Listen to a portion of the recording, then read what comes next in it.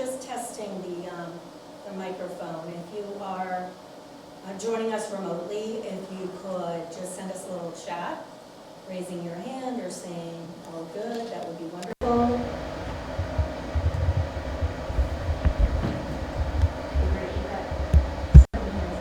Beautiful. Okay. Well, thank you.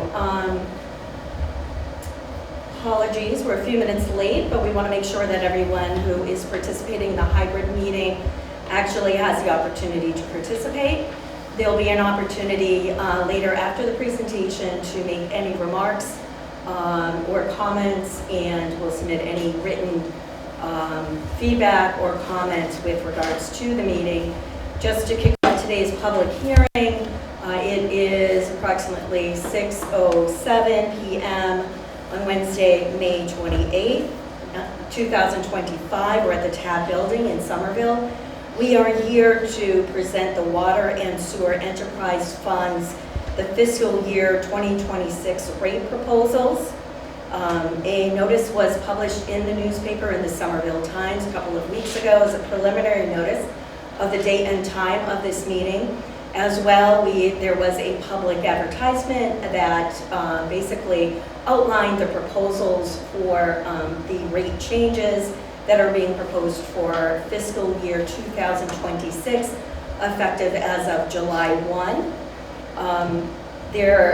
Just to summarize, the proposal is for an 18% revenue from the water volumetric charges, 12% increase in the revenue from sewer volumetric charges, changes to existing base charges for both water and sewer, changes in the tiered rate structure for residential accounts, and changes to the bill schedules for and billing frequency. So with that, I just want to thank all of you pursuant to Chapter 2, Acts of 2023. This meeting is being held remotely. It's also being recorded by Somerville Cable. If there are any follow-up questions, all residents and customers are encouraged to contact us at the Water and Sewer Department at 17 Franey Road in Somerville. And if anyone has any questions, please feel free to call 311 where they can connect you to us and allow you the opportunity to submit any feedback. With that, I'd like to just open up the meeting by introducing Rich Rage. He is the director for our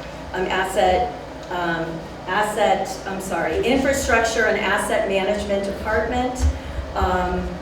I will sort of give the floor to him for some introductory remarks, and then we'll kick off the presentation with him, and then we will continue through. We also have Neil Viner, who is our water superintendent, here this evening to assist us.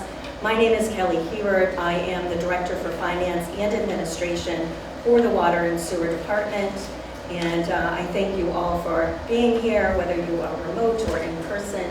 Thank you for your time. Again, if you have any questions, we will follow up with public comment and questions towards the end of the meeting. Thank you very much.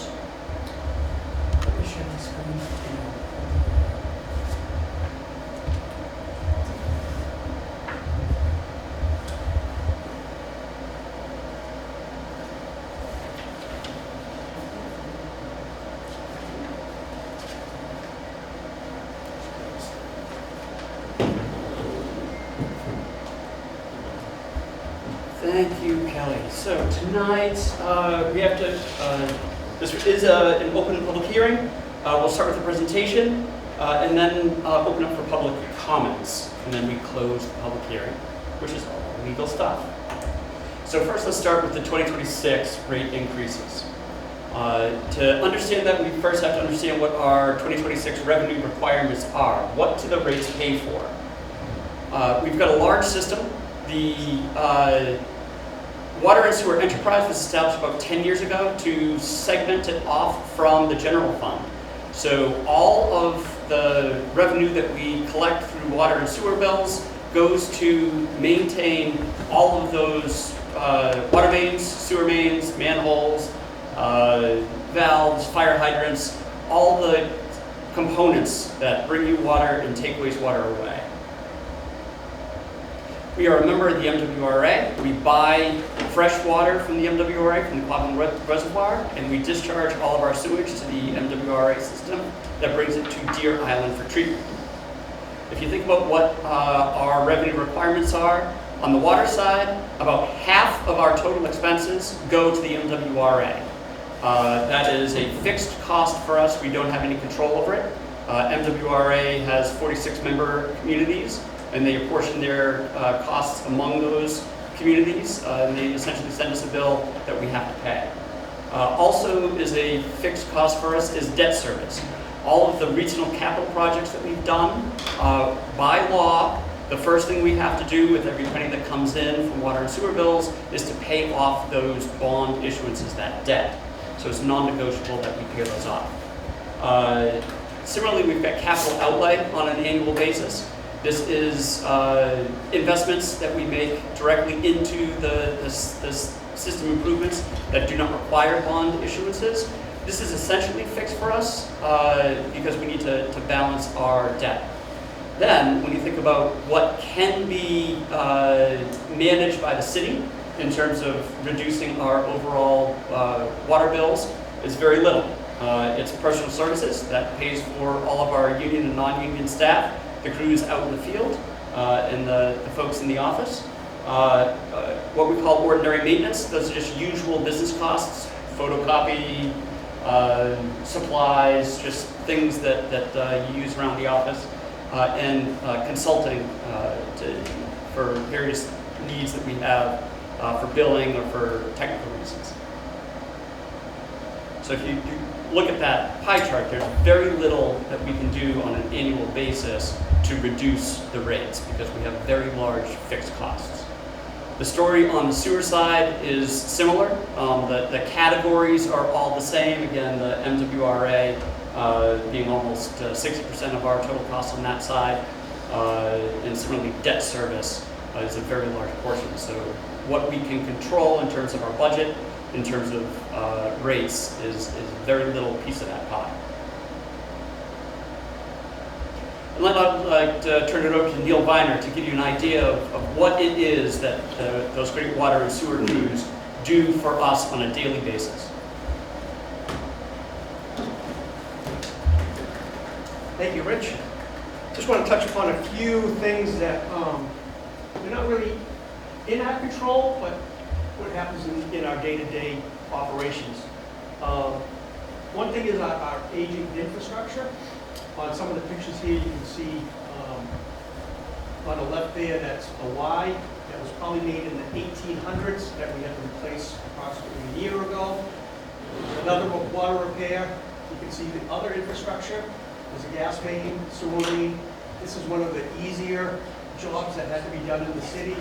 There's a lot of infrastructure that we have to deal with that makes the time doing the repairs longer.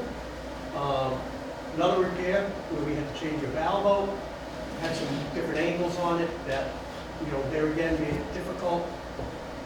Another slide showing a hydrant. We do try to, this was hit by a car. We were able to go after the insurance company and have them pay for it, so it didn't come out of our pocket. They paid for the hydrant and the installation. And the last slide is again, it's tough to tell from the slide, but it was another tough repair. Took quite a while to find, and it was going down at a sharp angle.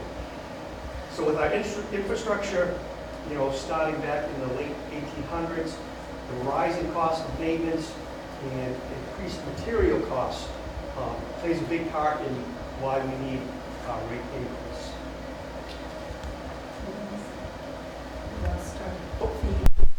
Okay.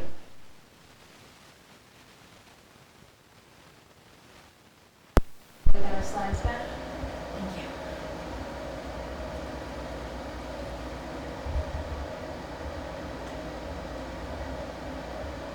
Bear with us. There you are. Thank you. All right. Another in the water side of things, our day-to-day operations, emergency responses. We had 59 urgent responses, which would be water main breaks, which affects residents. We have to do a shutdown, so we try to affect as few customers as we can. Non-emergencies, which would be resetting curb stops, hydrants and valves, which we can put on a plan to do. We do water quality monitoring for the public safety of the drinking water. With that, we collect 84 water samples a month to ensure safe, compliant drinking water. And also regarding the safety of the water, we do 20 samples from homes, 2 samples from schools and daycares annually to monitor and reduce lead exposure. On the other side, so on the left there, we're showing taking a water sample. The next one is a new hydrant that was installed for public safety. We work with the fire department to maintain those hydrants. And I'm going to touch a little bit upon the sewer. So our objective is to provide sewer to safely get out of the city and to the MWRA. Here again, all our infrastructure is underground, so we don't generally know if there's an issue until there's a problem. We do cleaning and inspection of our structures, so we might be able to catch something early. We do grease treatment to prevent backups that could potentially back up into someone's home or back up out into the street. Root removal, there again to keep the lines flowing. Our sewer department responds to backups, inspections of sewer systems regulations, monthly inspections of storm water pump stations. We assist contractors with repairs and replacement of sewer system components, perform dye tests to see where there might be a leak in the sewer system, so we can concentrate and locate where there might be a pipe that's broken. Monitor and respond to Q alerts, 311 requests that come in, and respond to emergency callouts to repair sewer services. Next. And here we have a photo of our crew out doing some general maintenance. We responded to over 244 Q alert 311 requests in the last year, over 2,500 dig safe requests, over 46 sewer backups, 102 catch basin issues, 73 manhole cover matters, hydraulically cleaned 7,759 feet of sewer line, and secured property on 508 Columbia Street to set up a staging area to offload catch basin tailings for catch basin cleaning to be disposed of. So again, just to touch upon, all of our infrastructure is underground, and unfortunately for us the problem has to occur before we can fix it. So it takes a lot of time and effort to get our day-to-day jobs done. Thank you.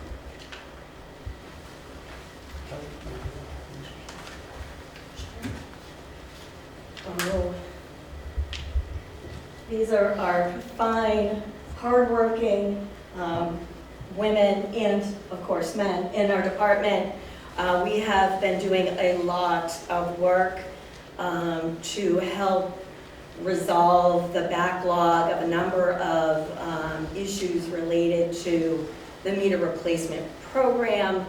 It has been an uphill battle, but one that, with everyone's help, we are really making some strides. We have done over 800 bill adjustments to help mitigate the impact of makeup reads from water meters that had to be replaced.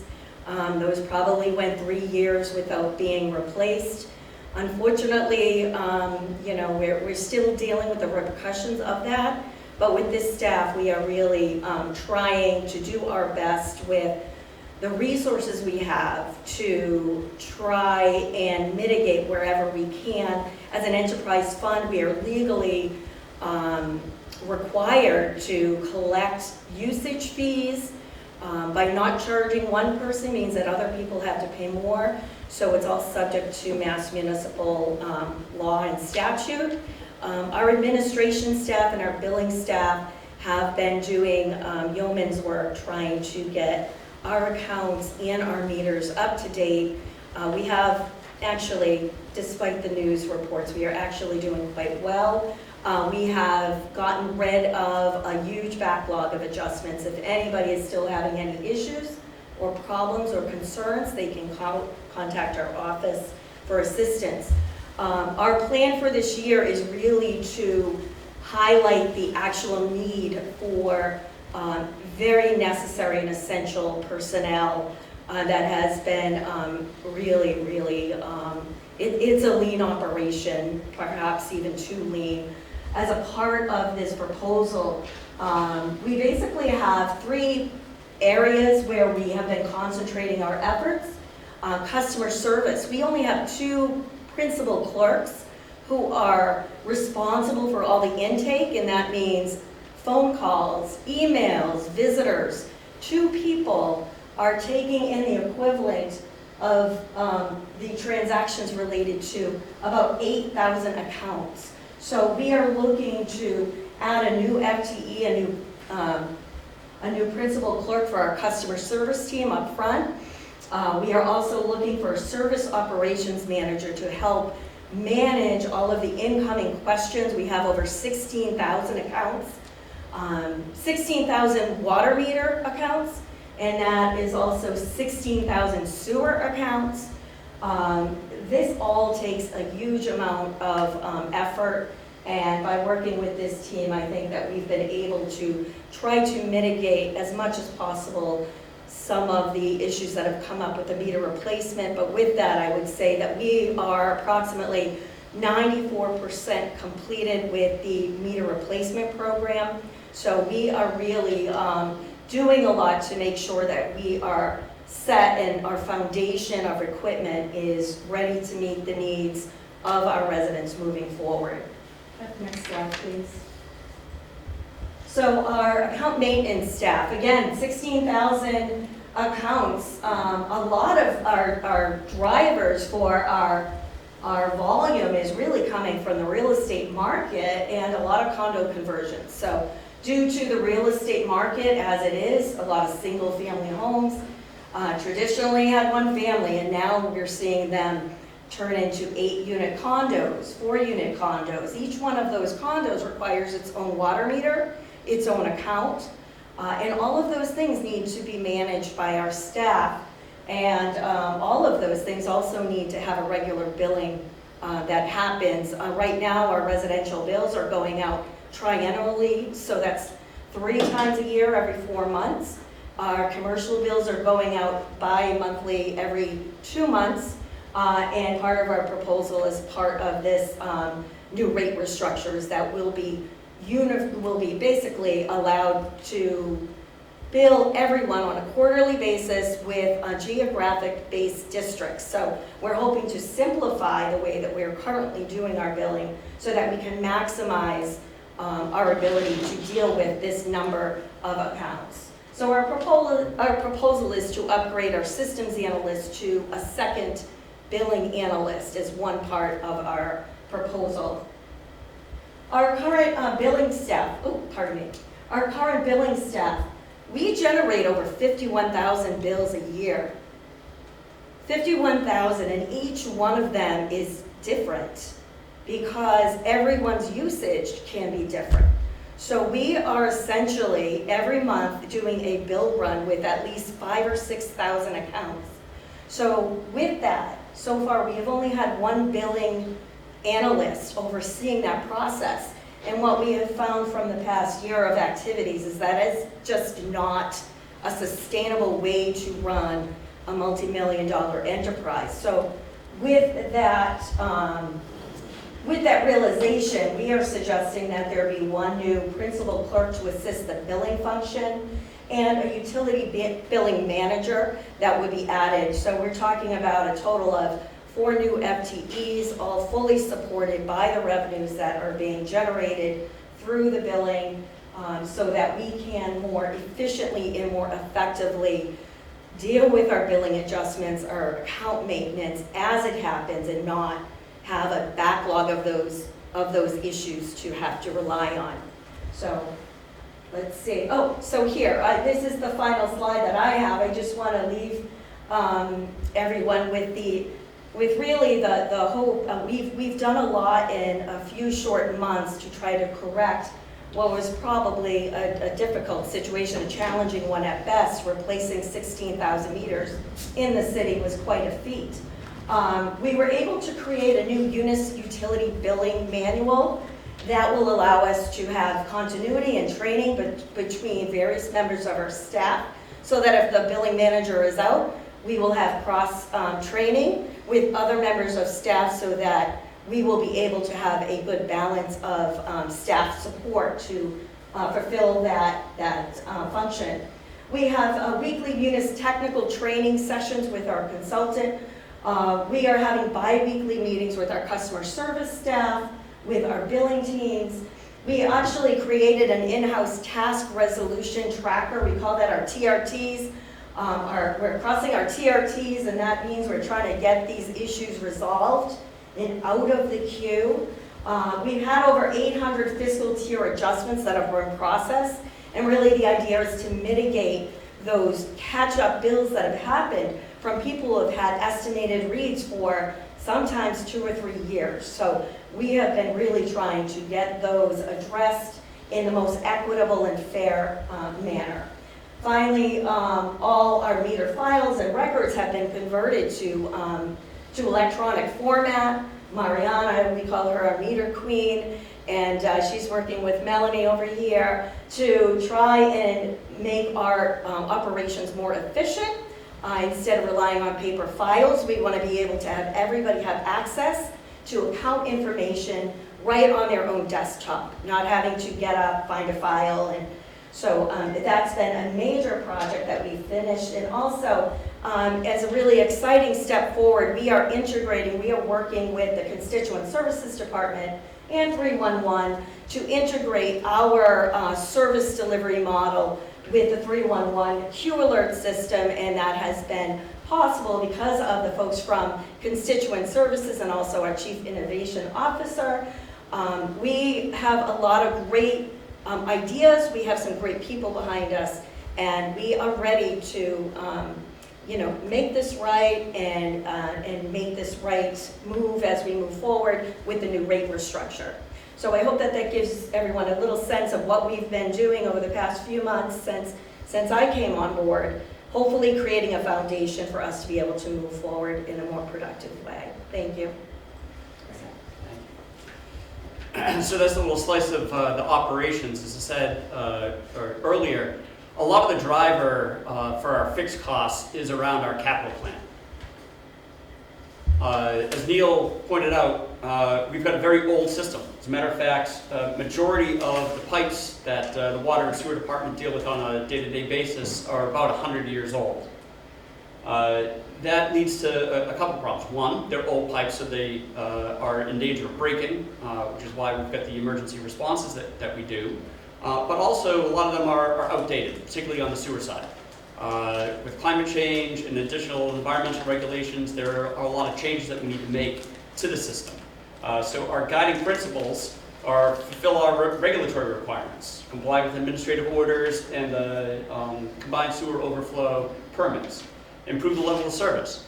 It wasn't long ago, about 5, 10 years ago, when the number of emergency responses was an almost daily occurrence. You would be out of water, or the sewers would be stopped, and we would have to have emergency responses on a daily basis. As Neil pointed out, we're down to about a weekly basis, and that's because we're more proactively going out and replacing these mains before they break. One of the things that's a big important to a lot of folks that want a higher level of service is to mitigate flooding and reduce the risk of those interruptions.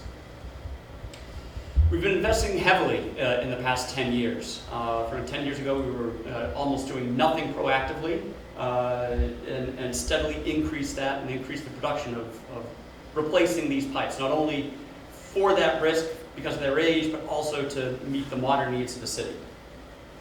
But with that comes the investment. We typically debt fund those projects, go out to municipal bonds. We have to pay those back over a course of 10 to 30 years. And those bills keep accumulating as we need to do those improvements and as we need to do more improvements. So when we look at the rate increase proposals for every year, we have to look at the long range, not just what we need this year, because again, our operating budget is such a small piece of that pie, and the debt service is such a big piece of the pie. We have to take the long view on how that debt service is going to increase and raise rates in a steady way rather than shocking the ratepayers a few years down the road.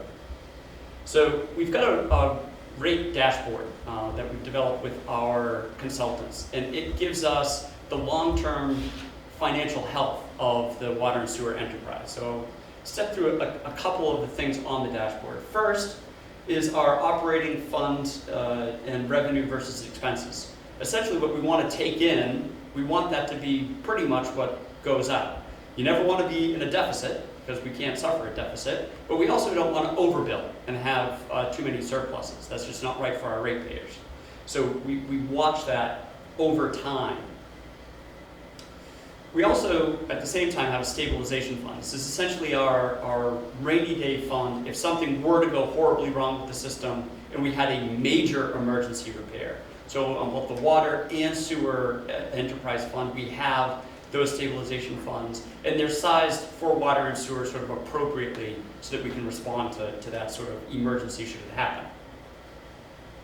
But then we also have to look in the long range, and one of the key indicators for the financial folks is the debt to revenue ratio. Now, this seems like a boring thing to most people, but it has big implications on what we can afford to do. Our bond rating, which is right now AAA, is dependent upon keeping the health of the enterprise funds right in that right fiscal band.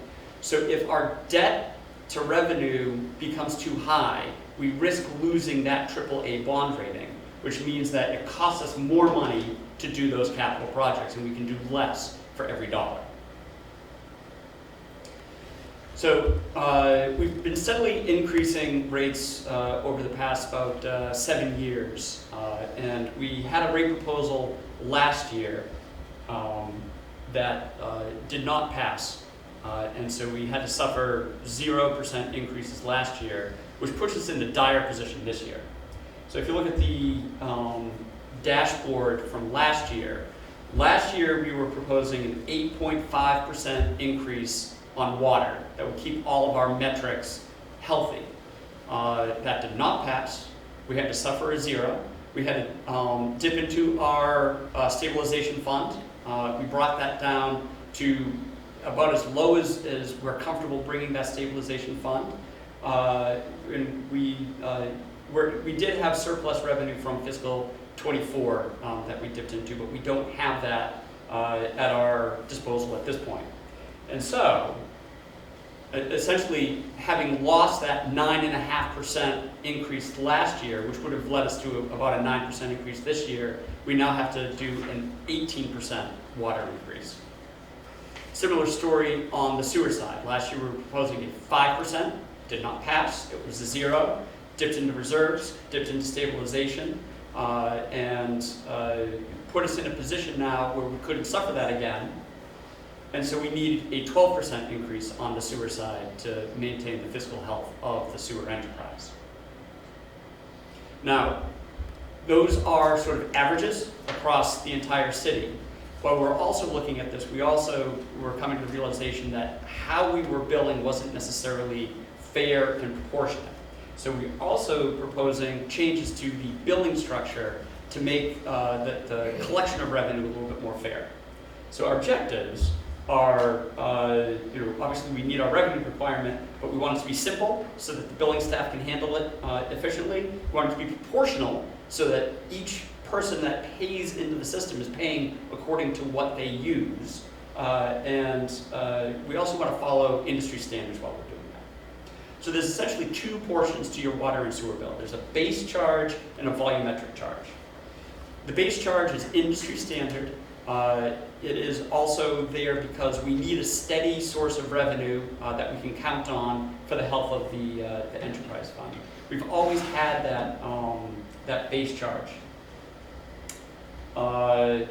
And so what the base charge essentially charges for readiness to serve. So the more water a building can take from the system, the more they get charged on that base charge. So it's essentially tied to the size of the meter, which is directly proportional to how much water they can withdraw. Our scaling historically in Somerville has been very low. So it's almost egalitarian, with disregard to how much water you can actually take. There was very little scaling there. Industry standard, and in fact how much water a property can take, is significantly higher than that. So on the bigger meters, we're like essentially orders of magnitude low. What that means is that most residential properties, including single families, 2 families, and 3 families, all of whom have basically a 3/4 inch meter, we're all paying more than their fair share for that system compared to the larger water users. So essentially, 1, 2, and 3 family houses were subsidizing the larger buildings, including lab buildings and commercial properties. If you look at the volumetric side, this of course is what property owners can control by how much water they use. And it is industry standard to charge an increasing amount for more water to encourage water conservation. Looking at Somerville's, we currently have 5 tiers, 5 graduated increasing rates for residential properties. But about 80% of all volume fall into those first 3 categories. So essentially, we're more complex in our billing than we need to be because we've got 2 tiers that hardly ever get billed on the residential side. And also, because of where those breaks are, again, most of our residential customers are 2 and 3 family houses.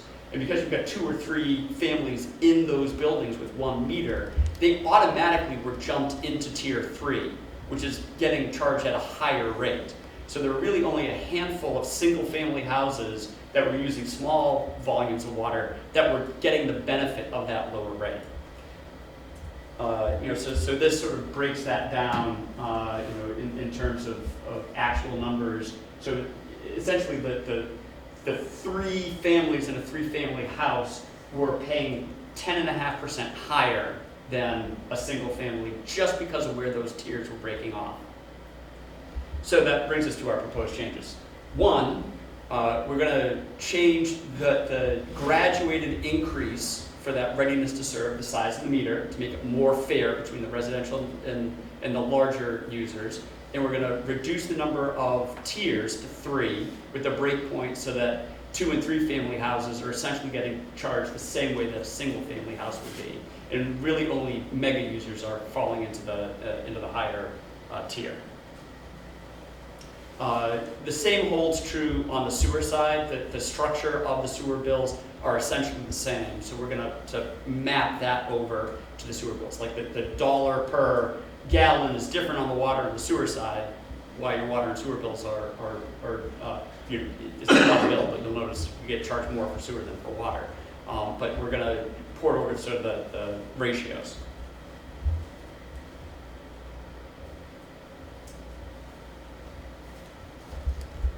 So the net result to bills, right? So we're increasing water bills by 12% on average, or water bills by 18% on average, sewer bills by 12% on average, but then we're also making these changes to how the bills are calculated. And so in net, most 2 and 3 family houses will see a combined increase of like 9 or 10%. Whereas like the mega users, or if you go over to the commercial industrial, they're more in that 18% range. So the combined increase in rates, but change in structures is intended to reduce the impacts to residential ratepayers and put more on the large commercial users. The other thing that we're going to do is start charging for stormwater runoff based on impervious area. This is something that will get rolled out mid-year. It's going to be a heavy lift for the billing department to do, so this isn't the sort of thing that on July 1 we're going to be able to flip the switch on. We're hoping that we have like a 6-month implementation period so that by January 1 we can switch over and start billing on stormwater. But why do we want to bill on stormwater? So if you look at your current bill, right, the current bill has a water and sewer component. As I said, it's got the base rate based on the meter side and the volumetric rate based on the metered water use. What we're going to do is have 3 components to the bill. We'll still charge for water and sewer based on that base rate and the volumetric rate, but also charge for stormwater based on impervious area.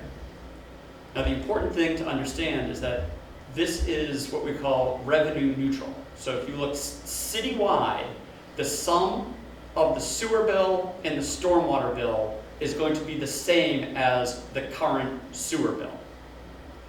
But what it will do is, again, shift that burden from small residential properties that have comparatively a small amount of impervious area to the commercial users that have a large amount of impervious area. And why make that change? Well, right now, if you look at what's driving our big capital costs and our big operation costs on the sewer side, it's all around wet weather. Like, you don't have flooding on a dry day. You don't have combined sewer overflows on a dry day. The things that are driving our investments are handling that stormwater runoff during those major flood events, storm events. But we're only billing based on water use. So if you look at sum total, everything that goes through our sewer system, on a typical day, on an average day, we have 10 million gallons of sewage going through our system, going out to Deer Island. On a big rain event, that jumps up to 50 million. And then on the larger ones, it can get almost up to 200 million gallons. So there's a disconnect between how we generate the revenue and what we have to pay, both MWRA and in terms of our capital improvements.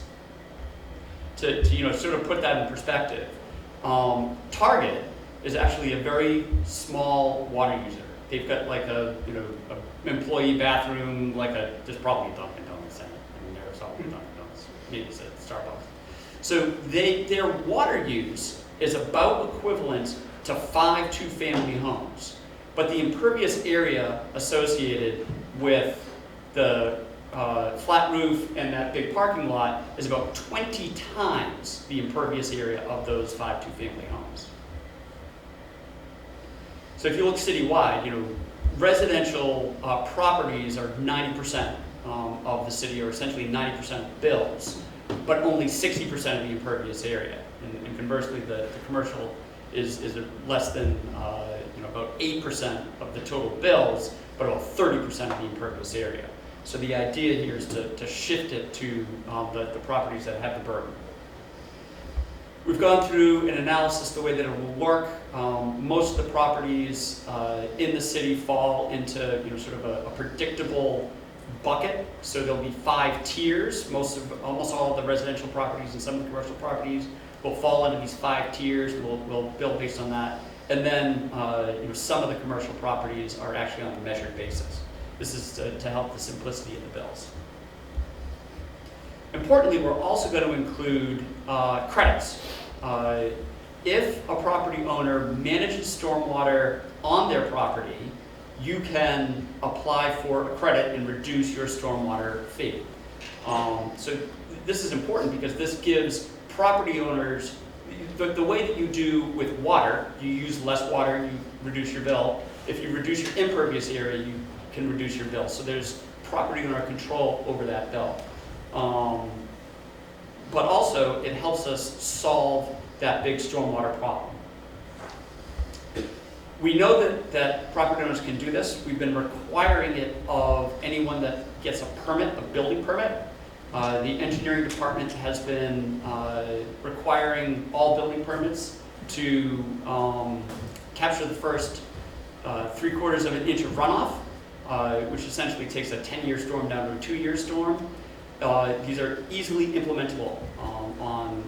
We've never had a permit that could not meet those requirements. So we're confident that property owners are going to be able to do this on any scale, from residential properties to larger commercial properties. And why do this? If we're able to get properties to do that, to control stormwater on site, that means that there's much less stormwater coming into our congested roads, and the size of the infrastructure that we need to build to accommodate that flooding and reduce combined sewer overflows is significantly smaller. If you look at the overall cost, the cost to the property owner to manage that stormwater and the credit that we'll give them is much lower than the substantial costs that we incur if we build that larger infrastructure in our narrow rights of way. So that will be coming mid-year. So in general, in conclusion, the 2026 rate proposal is a volumetric rate increase of 8% on average, a sewer volumetric rate increase of 12% on average, a reduction in the number of residential volumetric tiers, and an increase in the base rate charge scaling to reduce the overall billing on most residential customers and align bills with actual costs that are incurred by water and sewer. And then a mid-year addition of stormwater fee to again allow property owner control over their own bills, reduce the sewer charges, and align with actual costs. So that's the proposal. We will now open up to questions and comments in the public hearing. Kelly, you want to mention? Sure. I'm going to take this down. Thank you, Rich. Thank you, Rich. For those of you who, that's a lot of information. So all of this will be available on the website.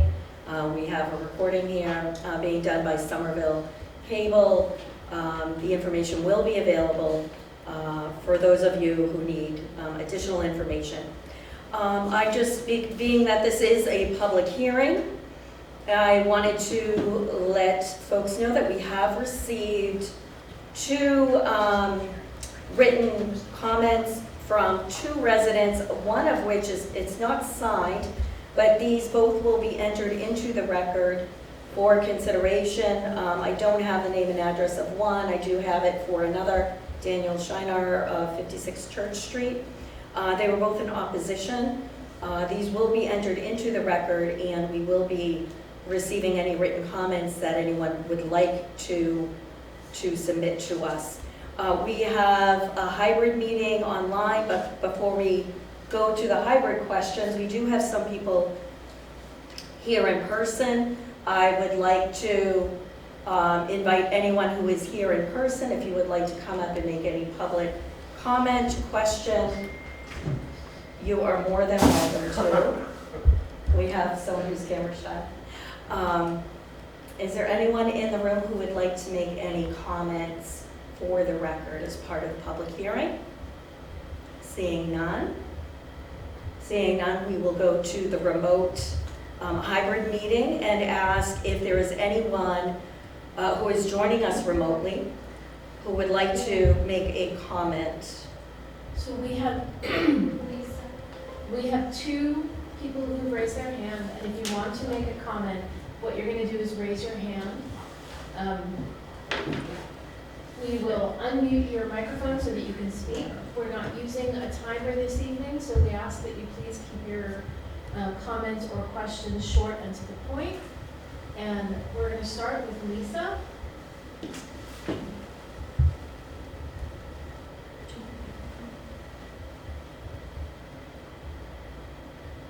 Do we need to aim the microphone towards the computer end? We'll just restate. Okay.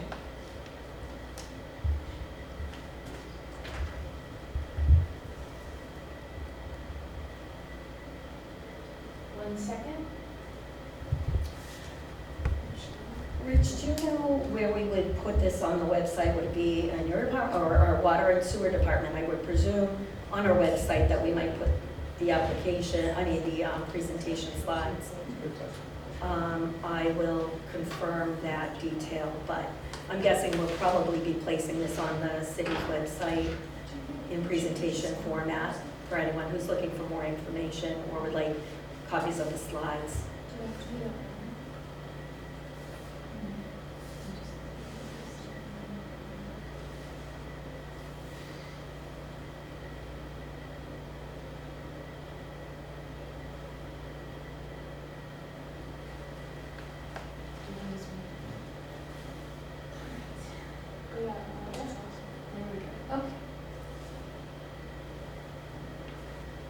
Okay, Lisa, go ahead.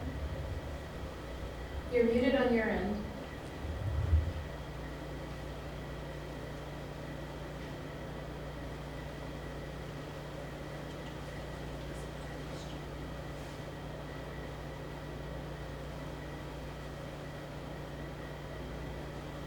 All right, Lisa, we're going to give you one more minute to unmute your microphone and speak.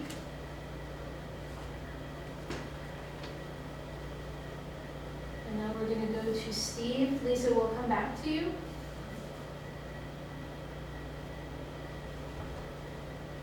Steve, go ahead and unmute. Hello, folks. This is Steve. Can you hear me? We can hear you. Oh, wonderful. Steve Hoff, Door 5, and I was curious for about Margin property. So, Steve, may I quickly, we're having some audio problems. We apologize for that. I want to restate that your name is Steve Huff from Ward 5. And your question has to do with the function of these changes and the intent being to equalize the rates between different payers and incentivize the production of more Let me try again. Sure. Let me try again. If I understood correctly, it sounded like once the new stormwater goes out later this year, there's going to be basically 5 buckets for usage, and only people who are going to fall into the top bucket are going to be the very largest property owners. And so, as a not very large property owner, I'm trying to figure out, is there an incentive for me to change how much impervious area there is on our property? Does that make sense? Yes, it does make sense, and it's an excellent question. So, from an engineering perspective, it's both. So the question is, because the bigger users are going to get bigger bills, the bigger stormwater generators are going to get bigger bills. Part of it is just that sort of billing equity to make sure that the different parties are paying commensurately for our costs. But again, from my perspective, one of the bigger drivers for this is exactly as you say, is to incentivize property owners to do the right thing and manage stormwater on site. So there is a small number of properties with a ton of impervious area, and I really want to incentivize them to better manage their runoff on site because it has a big return in reducing the size of the infrastructure that the city needs to build. But while the residential properties like yours, like mine, I'm a Ward 7 resident, there's less runoff from there. There are hundreds more of them. Right? There's like 16,000 of them.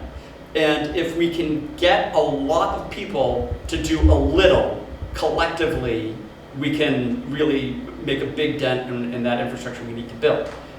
So it's both. We do have, the people who fall into the lower brackets, it might not be as big a financial incentive for them to do that, but I really hope that we get sort of a critical mass of folks, and as we're sort of rolling it out, that we sort of habitualize that on the residential scale. Does that answer your question? Does that make sense? It does, thank you. Something perhaps I didn't understand correctly from the presentation. It seems to me from the presentation that if our property fits into one of the four smaller buckets, is there or is there not going to be a way for us to bucket to another? I mean, changes to our property. Yeah, it's a good question. So it's because most of the residential are going to be in 5 buckets. Would doing something on your property move you from one bucket to another bucket so you're paying the lower rate? That is possible, but the credits that we're looking to give will likely be larger than the bucket differential. So if you're able to if you're in bucket number 4 and you're able to get your credit, you will essentially be paying less than a bucket number 3, if that makes sense. Thank you. It does. That makes perfect sense to me, and I think that's just to be a good plan to move forward. And thank you. I love that you're rolling out this plan. I was hoping to talk about it this meeting, and seriously, all the best with it. Great. Just what we want to hear, and thank you for those thoughtful questions. If there's anyone else who'd like to ask a question or make a comment, please raise your hand and we'll recognize you to speak. And while we're at this public comment moment, I also want to remind everybody that you can submit comments in writing to water@somervillema.gov. So if you have questions you can, or comments you would like to make that you aren't comfortable sharing this evening, you can submit them via email to water@somervillema.gov. I'm not seeing any raised hands. I want to remind everyone that you can use the raise hand button on the bottom of the screen. If you look at the bottom of your screen, right in the middle, there will be a little hand holding up that says raise hand, and you can push that if you'd like to be recognized to speak.